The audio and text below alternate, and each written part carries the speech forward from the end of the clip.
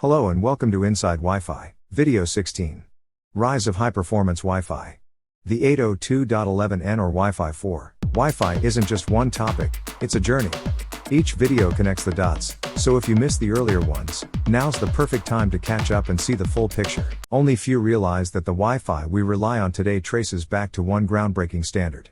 The standard that shattered the 54 megabits per second limit, and unleashed true high-speed wireless, the 802.11n. In this video, we're breaking down how it redefined wireless forever. The IEEE 802.11n standard, also known as Wi-Fi 4, was ratified in 2009. It represented a major leap over earlier Wi-Fi standards 802.11a or B or G, delivering higher throughput, better coverage and improved reliability.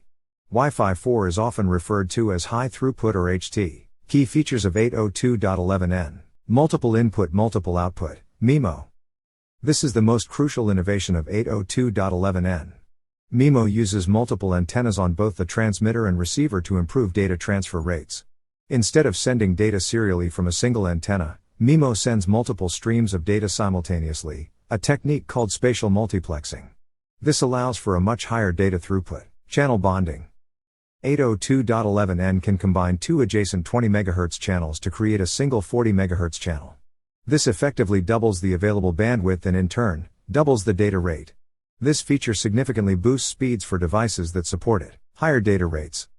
802.11n supports speeds up to 600 megabits per second with 4 spatial streams and 40 MHz channel. This was a huge improvement compared to 802.11a and 802.11g. Frequency bands. 802.11n operates in both 2.4 GHz and 5 GHz frequency bands, offering flexibility. Frame aggregation.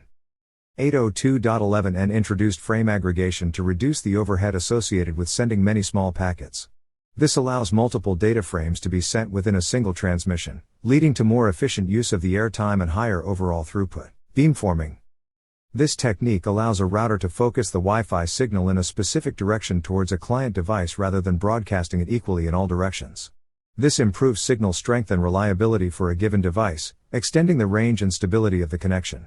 Block acknowledgement. 802.11n introduced a new mechanism called block acknowledgement, where instead of sending an ACK for every single frame, the receiver can acknowledge a whole block of frames at once. Backward compatibility. 802.11n supports compatibility with older standards like 802.11a or B or G, ensuring smooth transitions for users. Security.